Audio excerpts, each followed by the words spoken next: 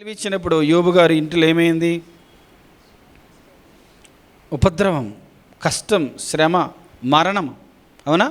మరణం సంభవించింది, నష్టం సంభవించింది, వ్యాధి సంభవించింది, అవమానం సంభవించింది, నిట్టూర్పు, ఎన్ని ఒకటి కాదు అసలు. ఈ రోజున మనం కూడా ఒకవేళ దేవుడు సెలవిచ్చినప్పుడు, ఆయన సెలవులో, ఆయన ఆజ్ఞలో కొనసాగుతున్నప్పుడు, ఇలాంటి మనం ఎదుర్కొంటున్నప్పుడు మన అనుభూతి ఎలా ఉంటుంది అంటే ఇక్కడ ఉంది.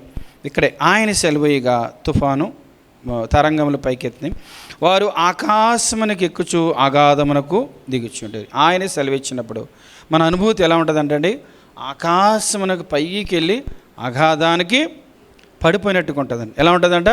ఆకాశమునకి వెళ్ళి అగాధానికి. ఎవరి సెలవు లేకుండా ఆయన సెలవిచ్చినప్పుడు ఇది జరుగుతుంది. మన సెలవు లేకుండా మనకు తెలియకుండానే ఏమైపోద్దంట? అలాగే జరుగుతుంది. మరి ఈ రోజున మన పైకి మనం మామూలుగా కనిపిస్తూ ఉంటాం, లోపల అలాంటి అనుభూతి, లోపల అలాంటి అలజడి కదా. ఆయన సెలవిచ్చినప్పుడు ఆకాశం ఎక్కుతూ అగాధమును దిగుతున్నప్పుడు మనలో ఏం మొదలవుద్దంటే అలజడి మొదలవుతుంది, అల్లకల్లోలం మొదలవుతుంది. ఇప్పుడు తుఫాను, సముద్రం, దాని పరిస్థితిని ఏమంటారంటే అల్లకల్లోలం అంటారు. అల్లకల్లోలం అయిపోతాం. కొన్ని చూస్తూ ఉంటాం, చూస్తుంటాం కానీ పెద్ద పెద్ద షిప్పులు ఏమైపోతాయి, తుఫానికి మునిగిపోతాయి. కానీ మన జీవితం అనే ఈ పడవ మునిగిపోద్దా? మునిగిపోకుండా కాపాడే దేవుడు మనకున్నాడు. కాబట్టి ఈ అల్లకల్లోలపు పరిస్థితిలో ఆకాశమునకు ఎక్కి అగాధమును దిగే సమయంలో మనకి వెంటనే ఏమి రావాలంటే ఆలోచన రావాలి. ఏమి రావాలండి? ఆలోచన. ఏమని ఆలోచన రావాలి? ఏమని ఆలోచన రావాలి? ఆయన నాకున్నాడు, సెలవిచ్చిన దేవుడు నాకున్నాడు, మొరవిని దేవుడు నాకున్నాడు, కృప చూపించే దేవుడు నాకున్నాడు, కనికరించే దేవుడు నాకున్నాడు, విడుదలిచ్చే దేవుడు నాకు ఉన్నాడు, సహాయం చేసే దేవుడు నాకు ఉన్నాడు. ఏం చేయాలి? మనకు ఆలోచన రావాలి. మనకి ఈరోజు ఆలోచన రాకుండా మామూలుగా మనం నిరాశతో ఉన్నాం అనుకోండి, ఏమైపోతాం? మన జీవితాలు కొట్టుమిట్లాడిపోతాయి. కాబట్టి మనం ఏమైనా ఆలోచన రావాలి మనకి. ఆలోచనకర్త నాకు ఉన్నాడు. ఈ సమస్య నుంచి బయటపడేసే ఆలోచనకర్త నాకు ఉన్నాడు. ఈ సమస్య నుంచి గట్టెక్కించే ఆలోచనకర్త నాకు ఉన్నాడు. ఇప్పటి వరకు ఒకవేళ నా సొంత బుద్ధి మీద ఆధారపడ్డానేమో, నా సొంత ఆలోచన మీద నేను ఆధారపడ్డామో, నా సొంత మనసు మీద నేను ఆధారపడ్డానేమో అని మనం ఏం చేయాలి? మన ఆలోచన ఎవరి వైపు ఉండాలంట?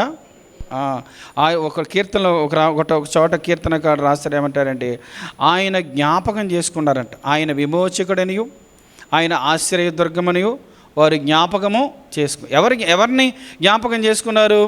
గట్టెక్కించే దేవుణ్ణి జ్ఞాపకం చేసుకున్నారు, విడిపించే దేవుణ్ణి జ్ఞాపకం చేసుకున్నారు, గమ్యమునకు చేర్చే దేవుణ్ణి జ్ఞాపకం చేసుకున్నారు. ఇప్పుడు మన ఆలోచనలు ఎలా ఉండాలంటే అల్లకల్లోలపు పరిస్థితుల్లో, టెన్షన్ పడే పరిస్థితుల్లో, అతలాకుతలమైన పరిస్థితుల్లో వెంటనే మన ఆలోచన ఎటువైపు ఉండాలంట? దేవుని వైపు ఉండాలి. అందుకనే దినవృత్తాంత 2వ గ్రంథంలో కూడా యెహోషాపాతు రాజు ఒక్కసారిగా వార్త విన్నాడు, భయపడ్డ వెంటనే తన యెహోవా యొద్ద విచారించడానికి మనసు వెంటనే ఆలోచన. ఏమని ఆలోచన వచ్చింది? నాకు ఎంత గొప్ప దేవుడు నాకున్నాడు, నాకు భయం ఎందుకు? ఇది మామూలు సైన్యములు కదా, యెహోవా దేవుడే నాకు ప్రభువుకున్నాడు, నాకు భయం ఎందుకు? యుద్ధశూరుడే నాకు ప్రభువుకున్నాడు, నాకు భయం ఎందుకు? నా యుద్ధములన్నీ జరిగించేవాడు ఆయనే, నాకు భయం ఎందుకు? నా ప్రజలను నా పూర్వీకులను ఎర్ర సముద్రమును దాటించి గద్దరెక్కలను మోసుకొచ్చిన దేవుడు నాకున్నాడు, నాకు భయం ఎందుకని వెంటనే దేవుని బట్టి ఏం తెచ్చుకున్నాడండి? ధైర్యం. ఈ రోజున మన ఆలోచనలు ఎలా ఉంటాయండి? మన ఈ సమస్యల్లో, ఈ అల్లకల్లోల పరిస్థితుల్లో ఎక్కువగా ఆలోచించామనుకోండి, ఏమవుతాం? డిప్రెషన్లోకి వెళ్ళిపోతాం. అవునా కాదు?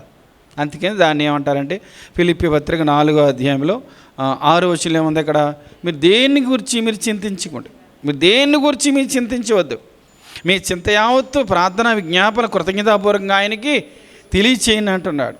మీరు యేసుప్రభువు ఏమంటారు? మీరు చింతించడం వలన మోరడు ఎక్కువ అవ్వలేరు, మోరడు తక్కువ అవ్వలేరు అని చెప్తూ ఉంటారు కదా. నీతిమంతులు ఆయనే ఆధారం, నీ భారం యెహోవా మీద మోపము, ఆయన్ని నాదుకును, నీతిమంతులు అన్నుడనైనా కదల నెయ్యుడు అంటాడు. అలాగే పేతురు గారు ఏమి రాస్తారు?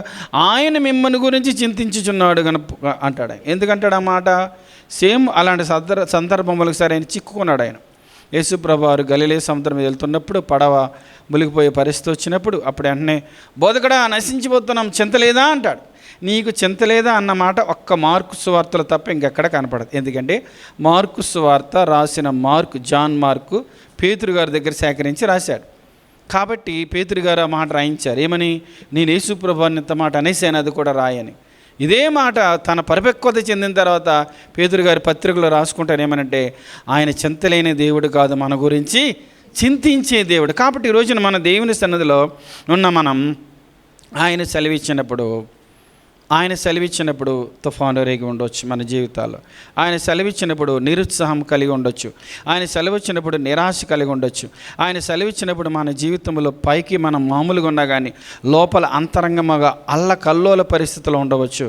కానీ అదే సమయంలో మనం ఏం చేయాలంటే ఆలోచన కలిగి ఉండాలి. ఏమైనా ఆలోచన కలిగి ఉండాలి? అనవసరమైన ఆలోచనలు కాదు, నిరాశ సంబంధమైన ఆలోచనలు కాదు. ఆలోచన ఇచ్చే దేవుడు నాకున్నాడు, ఆలోచనకర్త నాకున్నాడు, ఆలోచనకు ఆధారం నాకున్నాడని ఎవరి వైపు మన దృష్టి ఉండాలి? ఆలోచనకర్త కదా. యెషయా 9:6లో ఆయన ఎవరంటండి? ఎలాగ ఆలోచనిస్తానని చెప్పాడు, కీర్తనలు రాస్తాడు. నేను నీకు ఉపదేశించేదను, నేను నీకు బోధించేదను, నీ మీద దృష్టించి నీవు నడవలసిన మార్గం నీకు నేను తెలియచేస్తానని చెప్తున్నాడు. చీమలకి అంత జ్ఞానం ఇచ్చింది ఎవరు? దేవుడే. పక్షులకు జ్ఞానం ఇచ్చింది ఎవరు? దేవుడు. మొన్న ఒక పక్షి గురించి ఒక రోజున నేను వింటా ఉంటుంటే ఆ పక్షి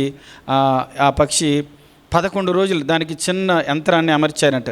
పక్షి పైన చిన్న దాన్ని ఏమంటారు, చిప్ అమర్చి దాన్ని చూస్తుంటే కంటిన్యూస్గా అది ఎక్కడ ఆగకుండా 11 రోజులు ప్రయాణం సముద్రం చేసుకుంటూ కొన్ని దేశాలు దాటి కొన్ని వేల కిలోమీటర్లు ప్రయాణం చేసుకుంటూ వెళ్ళిపోయిందట. దానికి మరి దారి ఎలా తెలుస్తుందంటే దానికి జ్ఞానం, ఆలోచన ఎవరిచ్చారు? దేవుడిచ్చాడు. ఆ పక్షి గురించి చెప్పే అతను ఏం చెప్తున్నాడంటే ఆ పక్షి ప్రయాణం చేయకముందే బాగా ఒక 3 days నుంచి బాగా తింటుందంట, ఫుడ్ బాగా తీసేసుకు. ఎందుకంటే ఈ 11 రోజులు ఫుడ్ ఉండదు. సో ప్రయాణం అయిన తర్వాత మెల్లమెల్లగా స్టమక్లో జరుగుతూ ప్రయాణం పెరిగే కొద్దీ బాడీ వెయిట్ తగ్గిపోద్ది. ఎందుకని అరిగిపోద్ది కదా. బాడీ వెయిట్ తగ్గే కొద్దీ ఇంక సునాయాసంగా ఏమెళ్తుంది, ప్రయాణం చేస్తుంది. ఆ టైంలో ఒక బ్రెయిన్లో ఒక పక్క రెస్ట్ తీసుకుంటుందంట, ఇంకొక పక్క వర్క్ చేస్తుందంట. అలాగా 11 days అంటే కొన్ని వేల కిలోమీటర్లు పక్షిని వాళ్ళు తెలియకే ఉన్నారంటే సృష్టిలో ఎంత అద్భుతం అని ఏదో అంటున్నాడు. కానీ దాన్ని సృష్టించింది ఎవరు? దేవుడు. మరి దానికి ఈ గూగుల్ మ్యాప్ లేదు, దానికి ఆలోచన చెప్పేవాళ్ళు లేరు. సముద్ర మార్గం గుండా దేశాలు దాటి ప్రతి సంవత్సరం ఆ పక్షులు ఎలా వెళ్తాయంట. ఏ దేశానికి చేరుకోవాలో కరెక్ట్గా అదే దేశానికి చేరిపోతాయి. మరి పక్షులకే అది యేసుప్రభు ఊరికి చెప్పలే కొన్నది ప్రసంగంలో. ఆకాశ పక్షులను చూడండి, వాటికే అంత ఆలోచన ఇచ్చి అంత జ్ఞానం ఇచ్చినప్పుడు మరి నీవు నేను ఆయన పోలికలు ఉన్నాం, ఆయన స్వరక్తమిచ్చి కొనబడ్డాం. మనకు ఆలోచన కూడా సముద్రం అనే లోకమును దాటి ఎలా ప్రయాణం చేయాలో, సముద్రం అనే లోకమనే నీళ్లు మన మీదకి రాకుండా ఎలాగ ప్రయాణం చేయాలో, ఎలా అధిగమించి గమ్యమునకు చేరాలో, ఎలా గమ్యమునకు చేరుకోవాలో, ఎలాగ గురికి చేరుకోవాలో, ఎలాగ దరికి చేరాలో, శత్రువుకు మనం చిక్కకుండా దానికి అది ప్రయాణం చేసినప్పుడు ఆ 11 daysలో తుఫాను వస్తుందంట, వర్షాలు వస్తాయంట. తుఫాను వస్తే అల్లా కల్లోలమైన కానీ దేనికి కూడా దాన్ని ఏం చేయలేమంట. అంత సునాయాసంగా తప్పించుకుంటే ఏమవుతుందండి, అది ఎంత పిచ్చుక మీద కొంచెం పెద్దగా ఉందంతే. అసలు నాకు అనిపించింది ఎంత చిన్న పిచ్చుకకే దేవుడు ఎంత ప్రయారిటీ, ఎంత జ్ఞానాన్ని, ఎంత ఔన్నత్యాన్ని ఇస్తే వాటికంటే మనం శ్రేష్ఠులం. ఆయన ఏమంటున్నాడు, పిచ్చుకలతో నేనున్నాను అని ఎక్కడన్నా అన్నాడా? ఇప్పుడు ఏమన్నాడు ఆయన? మనతో ఉన్నాడు ఆయన, మన ముందు మన వెనక మన పైన ఆవరించి ఉన్నాడు, మన వెనుమెంట ఉన్నాడు, సదాకాలం నేను మీతో ఉన్నాను అన్నాడు. ఈ దేవుడు సదాకాలం మనకు దేవుడు, మరణం వరకు ఆయన మనల్ని నడిపించినట్టు వ్రాయబడింది.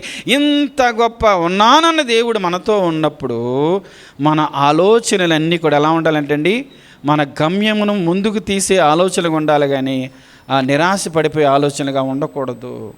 ఒకవేళ అనుకున్నవి ఆలస్యం అవ్వచ్చు, అనుకున్నవి జరగకపోవచ్చు, అనుకున్నవి ఇంకా ఆలస్యం అవ్వచ్చు. మనకంటే వెనకొచ్చిన వారు లేదని, మనకంటే తక్కువ వారు లేదు, మనకంటే తక్కువ వెనుక ఉండవారు కొంచెం మంచిగా ముందు వెళ్ళుండొచ్చు. అయినప్పటికీ నీ పట్ల దేవుడి ఆలోచన ఏముందో దేవుడు ఏం చేయాలంటే మనం అది గమనించి మనం ఏం చేయాలంటే అండి, ఇప్పుడు ఇంకొక ఏంటంటే ఏం చేయాలి, ఆర్తధ్వని చేయాలి. ఏంటండి, ఇప్పుడు చెప్పేవన్నీ ఆ మీద వస్తాయి. ఆయన సెలవిచ్చాడు, ఆకాశమునికి అగాధం దిగిపోతూ ఉన్నాం. తర్వాత అల్లకల్లోలమైపోతుంది పరిస్థితి. తర్వాత మనం ఆలోచించాలి. ఎవరి గురించి ఆలోచించాలి? దేవుడి గురించి, సమస్యల గురించి కాదు. మీరు ఎప్పుడు గుర్తుపెట్టుకోండి, ఆలోచించడం అంటే దేని గురించి? సమస్యల గురించి కాదు, సంఘం గురించి, సంఘ శ్రేయస్సు గురించి, నశించిపోతున్న ఆత్మల గురించి. ఆమోస్ 6:1 ఉంటాడు, సియోనులో నిర్విచారముగా ఉన్నవారికి, నిర్విచారంగా ఉంటే శ్రమ అంట. దేవుని గురించి విచారం, ఆలోచన కలిగి ఉండాలంట. ఏం ప్రపంచంలో ఇంకా ఎంతమంది రక్షించబడాలి, నేనేం చేయాలి, నా వంతు నేనేం చేయాలంట ఆలోచించాలి. ప్రభు ఎలాంటి వాడు మనం ఆలోచించాలంట. ఆయన కార్యములందు ఇష్టము గలవారు వాటిని ధ్యానిస్తారని లేఖనాలు సెలవిస్తున్నాయి. కాబట్టి ఇప్పుడు ఏం చేయాలంటే మనం ఆలోచిస్తున్నాం, మనం ఏం చేయాలంటే ఆక్రందన, ఆర్తధ్వని చేయాలి. ఆర్తధ్వని ఎవరు చేశారు? దావీదు గారు చేశారు. అది కీర్తనలను మనకు ఆర్తధ్వని అంటే ఆయన ఆర్తధ్వని అంటే ఏంటి? ఏడుపులో ఆ శబ్దం వింటే అంటే పక్క వాళ్ళు కూడా దడదలాడిపోతారంట. అంత గంభీరమైన ఏడుపు. ఎవరికి వినబడేట్టుగా ఏడుస్తున్నాడు? ఆక్రందన, ఆర్తధ్వని దేవునికి. ఎవరన్నా బైబిల్ అలా చేశారా? మొర్దెకై చేశాడు. మొర్దెకై ఎప్పుడైతే అహష్వేరోషు యొక్క రాజుగారు వచ్చిన ఆజ్ఞను ఆ పట్టి చదివాడో, ఒక్కసారిగా గోనె పట్టు కట్టుకొని పట్టణ మధ్యకి వెళ్ళిపోయి బూడిద తల మీద పోసుకుని గోనె పట్టు కట్టుకొని గొప్ప శోకము, ఆర్తధ్వని. అది గొప్ప ఆ ఆర్తధ్వనికి దేవుడు ఏం చేశాడంటే ఎంత గొప్ప కార్యం. ఎస్తేరు గ్రంథంలో దేవుడు అనే మాట కనపడదు, ప్రభు అనే మాట కనపడదు, దేవా అనే మాట కనపడదు, ఏ వచనము కూడా అలా కనపడదు. కానీ దేవుని కార్యములు అక్కడ కనపడతాయి. మరి ఈ రోజున మన జీవితాలు అసలు అలాంటి పరిణామం వస్తుందని వారు ఊహించి ఉండకపోవచ్చు. ఒకే ఒక్క కారణం, హమాను వచ్చినప్పుడు సాగిలపడలేదు, హమాను వచ్చినప్పుడు తలవంచలేదు. ఎందుకంటే మేము దేవునికి తప్ప ఎక్కడ మేము సాగిలపడకూడదు, పక్కవారు ఎంత ఫోర్స్ చేసినా మేము దేవునికి తప్ప ఎక్కడ సాగిలపడకూడదని చెప్పి దేవుని కొరకు నిలబడినందుకు ఆయనకి శ్రమ వచ్చింది. ఇప్పుడు మనకి శ్రమలు, కష్టాలు మ్యాక్సిమం 90% దేనికి వస్తాయి? దేవుని కొరకు నిలబడినందుకు వస్తాయి, దేవుని కొరకు సాక్షులుగా ఉన్నందుకు వస్తాయి. ఒకసారి ఓ పాప యవనస్తురాలు జాబ్కి వెళ్తుంది, మంచి జాబ్ చేసుకుంటూ ఉంటుంది. అలా అమ్మ నాన్న కష్టపడుతూ ఉన్నారు. ఒక చిన్న స్టిక్ పెట్టుకున్నది, దాని ఏమంటుంది దాన్ని స్టిక్కర్, చిన్న స్టిక్కర్ పెట్టుకుంది. ఎందుకు పెట్టుకున్నా బుజ్జి అసలు అన్నాను. నవ్వింది. తర్వాత ఎఫ్సీబాకి చెప్పింది అంటే, కాదా అంటే ఆఫీసులో అందరూ అదిలా చూస్తున్నారంటే. పోలే అదేలా చూస్తే పోలే ఏమైంది, నేను అదేలా చూస్తే ఏమైంది, నువ్వు దేవుడి కొరకు ఇంకప్పటి నుంచి పెట్టుకోవడం మానేది. అంటే ఎలా చూస్తారు మనల్ని? ఒక ఇంటికి వెళ్తే వాళ్ళు కొత్తగా పాపం పెళ్ళి అయింది, వీళ్ళ కోసం తిరుగుతూ ఉన్నారంట. సరే ఇల్లు చూపిస్తారు రండి అన్నాడంట, లైట్ వేసాడంట. అమ్మాయి మొగం చూసి నీకు బొట్టలేదు కదా, మీరు క్రిస్టియన్స్ అండి, లైట్ ఆపేసి నడని బయటికి తీసుకొచ్చారంట. వాళ్ళు చెప్పడం బాధపడ్డాం. మా ఇంటి ప్రార్థన చేయడానికి వెళ్తే, ఇదేంటి పాస్టర్ గారు ఎక్కడికి వెళ్ళని నీళ్ళు ఇవ్వట్లేదు మనకు, అసలు లైట్ వేసాడు, మా మొక్కలు చూసాడు, బయటికి ఇంటేసాడు అంటున్నాడు. సరే ఇదంతటికి మనం ఏం చేయాలి? మనం ఏడుస్తూ కూర్చోవాలా? పరాయి దేశంలో, బానిసలకు వెళ్ళిపోయిన దేశంలో మొర్దెకై ప్రార్థన చేస్తే దేశమే షేక్ అయిపోయిందంట. ఏ ఆజ్ఞ అయితే, ఏ శాసనమైతే ఏ రాజసింహాసనం నుంచి వచ్చిందో అదే రాజసింహాసనం పక్కన ఆయనకు ఒక సింహాసనం వేయబడింది. మొర్దెకై అంటే ఏంటి కారణం? ఆయన చేసే ఆర్తధ్వని పరలోకపు దేవుని సన్నిధికి వెళ్ళింది. పరలోక దేవుని సన్నిధి యొక్క కృప ఆయన ఆవరించింది. ఆయన అక్కడి నుంచి ఆజ్ఞ ఇచ్చాడు. ఆయన అక్కడి నుంచి సెలవిచ్చినప్పుడు ఈయన ఏమైపోయాడు? ప్రధానమంత్రి అయిపోయాడు. అసలు ఎవరన్నా ఊహిస్తారా? ఎలా అయిపోయాడంటే ఆర్తధ్వని. ఈ రోజున మనం కార్యాలు జరగాలంటే దేవుని సన్నిధికి వచ్చేందుకు మనం మన పాంప్లెట్లు కూడా వేసేమని మొర వినే దేవునితో కదా, అపోస్తలుగా 4 మొర వినే మొర ఆర్తధ్వని ఎప్పుడైతే దేవుని దగ్గర చేస్తామో ఏం చేస్తాడు ఆయన? ఊహించని పరిణామములకు మనల్ని, ఒకవేళ మొర్దెకై ఊహించకపోవచ్చు, నేను ప్రధానమంత్రి ఎక్కడ అవుతాను, నా తల మీద అంత కిరీటం ఏగస్తా, అవిసనారత వేయబడిన పెద్ద పెద్ద రాజవస్త్రం నేను ఎక్కడ ధరించుకుంటాను అని ఎప్పుడు ఆయన అనుకోలేదైనా. ఆయన గురించి ప్రత్యేకంగా ఎస్తేరు గ్రంథంలో 10వ అధ్యాయం 3-4 వచనాలు, ఆ కొన్ని వచనాలు దేవుడు ఎందుకు రాయించాడంటే మొర్దెకై చేసిన ప్రార్థన. ఈ రోజున మనం ఆ సమస్యలలో, ఈ అల్లకల్లోల పరిస్థితుల్లో సమస్యల్ని ఆలోచిస్తూ ఉంటే ఏమైపోతాం? ఏమీ సాధించలేం. చాలా 15 సంవత్సరాల క్రితం ఒక సహోదరి ఉండేది.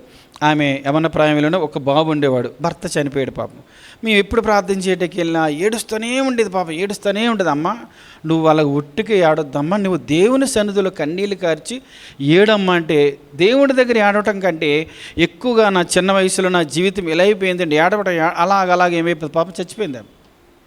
ఎందుకని? చింత మనిషిని చంపేస్తుంది. గుర్తుపెట్టుకోండి. మనకి తుఫాను వచ్చినా ఆ తుఫాను సెలవిచ్చిన దేవుడు పక్కనే ఉంటాడని మర్చిపోవద్దు. ఆలోచనకర్త నీ పక్కనే ఉంటాడని మర్చిపోవద్దు. ఆశ్చర్యకరుడు మన పక్కనే ఉంటాడని మర్చిపోవద్దు. ఆది అంతం లేనివాడు మన పక్కనే ఉంటాడని మర్చిపోవద్దు. ఆల్ఫా నేను ఒమేగా నేను అన్నవాడు మన పక్కనే ఉంటాడని మనం కూడా మర్చిపోకూడదు. కాబట్టి ఏం చేయాలి? మనం ఆర్తధ్వని చేయాలి. మరి హన్నా కూడా ఏం చేసింది? ఆర్తధ్వని చేసింది. దావీదు కూడా అరణ్యంలోకి వెళ్ళిపోయి ఏం చేసేవాడు? ఆర్తధ్వని చేసేవాడు. ఈ మొర్దెకై ఏం చేశాడు? ఆర్తధ్వని చేశాడు. షూషాను కోట లోపల ఈ ఎస్తేరు ఏం చేసింది? ఆర్తధ్వని చేసింది. ఆర్తధ్వని చేయబట్టి ఏమొచ్చింది? దానికి ఆనందం వచ్చింది. ఆర్తధ్వని నుంచి ఆనందానికి తీసుకెళ్తారు. చూస్తున్నారు ఒకసారి ఎస్తేరు గ్రంథంలో దేవుడు ఎంత బాగా రాయించాడంటే మీకు చూపిస్తానండి. ఎస్తేరు గ్రంథంలో 4వ అధ్యాయం 1వ వచనంలో ఒక అద్భుతమైన మాట మనకు కనిపిస్తుంది. 4వ అధ్యాయం 1వ వచనంలో జరిగినదంతా తెలియగానే మొర్దెకై తన బట్టలు చింపుకొని గోనె పట్టలు వేసుకొని బూడిద పోసుకుని పట్టణం మధ్యకు బయలువెళ్ళి మహాశోకముతో ఏం చేశాడంటండి? రోదన చేశాడు కదా. సరే, కొంచెం ముందుకు వెళ్దాం. 8వ అధ్యాయంకి వెళ్దాం. 8వ అధ్యాయం 15వ వచనం. అప్పుడు మొర్దెకై, మీరు జాగ్రత్తగా గమనించండి, 4 అధ్యాయులైన తర్వాత చూస్తే 8వ అధ్యాయంలో అప్పుడు మొర్దెకై ఉదావర్ణమును తెలుపు వర్ణములు గల రాజవస్త్రమును బంగారుపు కిరీటం అనొచ్చు కదా, పెద్ద కిరీటమును అవిసనారత వేయబడిన ధూమ్ర వర్ణములు గల వస్త్రములు ధరించుకున్న వాడై రాజసముఖము నుండి బయలుదేరను. అందు నిమిత్తం షూషాన పట్టణము ఆనందించి సంతోషించాను. ఏమైపోయింది?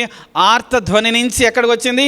ఆనందానికి వచ్చేసింది. ఈ రోజున దేవుడు మనకి ఎందుకు సెలవిస్తాడంటే, నువ్వు ఆర్తధ్వని చేస్తే నేను ఆనందముతో నింపడానికి చూస్తున్నాడు. నువ్వు ఆర్తధ్వని చేస్తే నేను ఆనందముతో అలంకరించాలని చూస్తున్నాడు. అందుకని మనకు 149వ కీర్తనలో ఒక మాట ఉంటుంది, యెహోవా తన ప్రజల యందు ప్రీతి గలవాడు, యెహోవా తన ప్రజలందు ప్రీతిగినవాడు, భక్తులను తన రక్షణతో అలంకరించును. ఆ భక్తులు ఇక్కడ తన పడకల మీద ఉత్సాహగానం చేస్తారంట. ప్రహర్షించి సంతోషభరితులై పడకల మీద. అంటే మీకు ఎవరికైనా బాగా టెన్షన్ ఉన్నాయనుకోండి, ఎప్పుడు గుర్తుకొస్తాయని చెప్పండి? పడుకున్నప్పుడు వస్తాయి. అసలు దేవుడు ఎంత జ్ఞానవంతుడంటే, ఆయనకి పడకల మీద ఉత్సాహగానం ఎవరు చేయగలుగుతారు? ఆర్తధ్వని చేసిన వారిని దేవుడు విడిపించి ఆనందముతో. ఒకవేళ నీ చుట్టూ సమస్యలు ఉండొచ్చు, నీ చుట్టూ కష్టాలు ఉండొచ్చు, నీ చుట్టూ ఉపద్రవం ఉండొచ్చు, కానీ దేవుడు ఆనందమునకు ఆధారభూతుడు. ఎందుకని? ఆయన పుట్టడమే ఏ వార్త వచ్చింది? ప్రజలందరూ కలగబో మహాసంతోషం. వర్తమానం ఏమిటంటే యేసు ప్రభు మన కొరకు పుట్టాడు. అలాగే ఆనంద నగరపు వాసులం మనం. ఏ నగరం? ఆనంద నగరం. ఆనందము తప్ప ఇంకొకటి ఉండదు అక్కడ. చింత. అలాగే ఆనంద నగరపు వాసులకి మనం ఏముండాలంట? మరి ఉందా మన దగ్గర? ఉందా మన దగ్గర? ఆనందం రావాలి అంటే ఆర్తధ్వని తప్పకుండా చేయాలి. ఆనందం పొందాలి, ఆనందంగా జీవించాలంటే మొర్దెకై ఎంత బాగా దేవుడు రాయించాడంటే, అక్కడేమో షూషాన పట్టణం అంతా శోకములోకి కలతలోకి వెళ్ళిపోయింది. 4 అధ్యాయాలు దాటిన తర్వాత ఏమైపోయిందంట? అదే యూదులందరూ ఆనందం, సంతోషం, అందరికీ క్షేమము, మళ్ళా ఆనందం కదా. యూదులు అందరూ కూడా సంతుష్టి, ఘనత ఎంతో అద్భుతమైపోయింది. కారణం ఏంటి? మామూలు కూర్చుంటే అయిపోలేదు. ఏం చేశారు? ఆర్తధ్వని. ఈరోజు మన జీవితాల్లో ఏమి మనం ఆందోళన పడక్కల, ఉన్న పాటును మోకరించి యేసయ్యా నీ పాదాలను పట్టుకున్నాను, యేసయ్యా నీ పాదాలు తడుపుతున్నానంటే, గుడ్డి భిక్షకుడు ఆర్తధ్వని చేసినప్పుడు యేసయ్య భర్తమైన దాటిపోలేదు. వాడి కేకలకు ఆయన నిలిచిపోయాడు. నీ ఆర్తధ్వనికి ఏం చేస్తాడు? ఆయన నిలిచిపోతాడు. నీ కన్నీళ్ళు మరిచిపోయే దేవుడు కాదు, నిన్ను విడిచిపోయే దేవుడు కానే కాదు. కాబట్టి ఈ రోజున ఆనందం, ఆ తర్వాత మన జీవితాన్ని చూసిన వారికి ఎలా ఉంటుందంటే ఆశ్చర్యంగా ఉంటుంది. వీరు ఇన్ని శ్రమలు గుండా వెళ్ళారు కదా, ఎంత హ్యాపీగా ఉండగలుగుతున్నారు, ఎంత అనారోగ్యం గుండా వెళ్ళారు కదా, ఎంత హ్యాపీగా ఎలా ఉండగలుగుతున్నారు, ఇన్ని కొట్టిమిట్లు ఆడుతున్నారు కదా, ఎంత హ్యాపీగా ఎలా ఉండగలుగుతున్నారంటే యేసుప్రభువారు చెప్పారు, కాగా ఎవడైనా క్రీస్తునందుని ఎడల నూతన సృష్టి. ఎందుకని? యేసుప్రభువారి జననం ఆశ్చర్యం, జీవితం ఆశ్చర్యం, బోధల ఆశ్చర్యం, ఆయన పరిచర్య ఆశ్చర్యం, పునరుద్ధానం ఆశ్చర్యం, మరణం ఆశ్చర్యం, యేసుప్రభువారికి సంబంధించినవన్నీ ఆశ్చర్యమే. దాంట్లో భాగం మనల్ని చూసిన లోకం ఎలా ఉంటుందంట? ఆశ్చర్యపోతుంది. ఆశ్చర్యపడేటట్టుగా మనల్ని దీవిస్తాడు. ఇప్పుడు ఇస్సాకుని దేవుడు దీవించినప్పుడు ఫిలిస్తీన్లు ఆశ్చర్యపోయారు, అసూయపడ్డారు, ఆశ్చర్యపోయారు. ఈరోజు మనల్ని చూసేవారు కూడా అసూయపడేవారు ఉంటారు, ఆశ్చర్యపడేవారు ఉంటారు. ఎవరున్నప్పటికీ కూడా ఆశ్చర్యకరుడు మనకున్నాడు కాబట్టి, ఆర్తధ్వని ఆలకించే దేవుడు మనకున్నాడు కాబట్టి, ఆలోచనకర్త మనకున్నాడు కాబట్టి, ఆయన సెలవిచ్చాడు నీ ఇష్టం ప్రభు అని సరెండర్ అయిపోవాలి. ఎవరు సరెండర్ అయ్యాలి? అలాగా యోబు సరెండర్ అయిపోయాడు. నేను నా యొక్క అడుగులు ఆయన అడుగు జాడలు విడిపక్క నడిచినవి, నా స్వాభిప్రాయం కంటే ఆయన మాటకి నేను ఎక్కువ విలువిచ్చాను.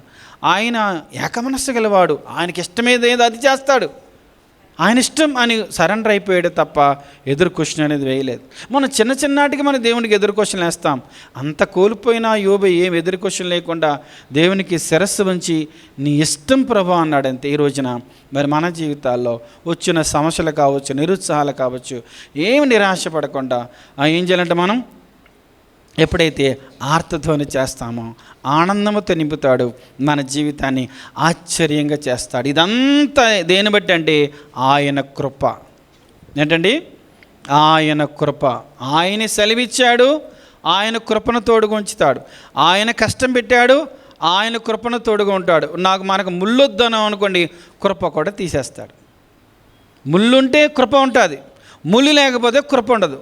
శ్రమలలో దేవుడు ఏం చేస్తాడు? ఆయన కృపను మనకి తోడుగా ఉంచుతాడు. కాబట్టి మనం ఈ చదివినటువంటి లేఖన భాగాలు మనం గమనం చేస్తే ఆ సందర్భం అంతా మనం చాలాసార్లు చదువుకున్నాం. ఆయన సెలవిచ్చాడు, అల్లకల్లోలమైంది.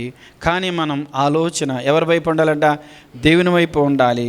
మనం ఆర్తధ్వని చేసినప్పుడు మన జీవితాన్ని ఆనందముతో నింపుతాడు. మనల్ని చూసిన వారికి ఆశ్చర్యం కలుగుతుంది. ఇదంతా ఏమిటాయి అంటే ఆయన కృప అని మనం ఏం చేయాలి? మనం గుర్తించవలసిన వారు. కళ్ళు మూసుకుందాం. ఒక్క నిమిషం మన హృదయాలను ఆయన వైపు మలుదాం. నీ జీవితంలో ఒకవేళ అల్లకల్లోల పరిస్థితి ఏమో, ఆయన సెలవిచ్చాడు, అయ్యో నా జీవితం ఏంటి, నా కుటుంబం ఏంటి, నువ్వు బాధపడుతున్నావేమో, అల్లకల్లోల పరిస్థితి ఏమిటి అనుకుంటున్నావేమో, ఏమీ ఆలోచించవద్దు. ప్రభు వైపు నీ దృష్టి మళ్లించు. ప్రభు సన్నిధిలో ఆర్తధ్వని చేస్తే మొర్దెకై జీవితాన్ని, ఇశ్రాయేలు ప్రజల్ని నిట్టూర్పు అనగా శోకముతో ఉన్న వారి జీవితాల్లో ఆనందముతో నింపేశాడు. దీనికి మధ్య ఉన్నది ఏంటంటే ఆర్తధ్వని. ఆర్తధ్వని మనల్ని ఆనందముతో నింపుతాడు. ఆనందనగర వాసులం మనం. మన జీవితాన్ని ఆశ్చర్యకరంగా చేస్తాడు. ఇది కేవలం అది ఆయన కృపే అని గుర్తించి ముందుకు వెళ్ళాలి మనం. తండ్రి మీకు వందనాలు, స్తోత్రాలు. విన్న మాటలు మా హృదయంలో భద్రపరచను. కనికరించిన ఆయన నీవు సెలవిచ్చిన కానీ మాతో ఉంటాం. నీ వైపు చూసి ఆలోచించి అయ్యా ఆర్తధ్వని చేసి నీవిచ్చే ఆనందాన్ని, నీవు చూపించే ఆశ్చర్యమైన కార్యములు చూసి నీ కృపను బట్టి నిన్ను స్తుతించే వారికి మమ్మల్ని సిద్ధపరచమని మీకు వందనాలు, స్తోత్రాలు చెల్లిస్తూ యేసు ప్రభు నామమున ప్రార్థిస్తున్నాం తండ్రి. ఆమేన్.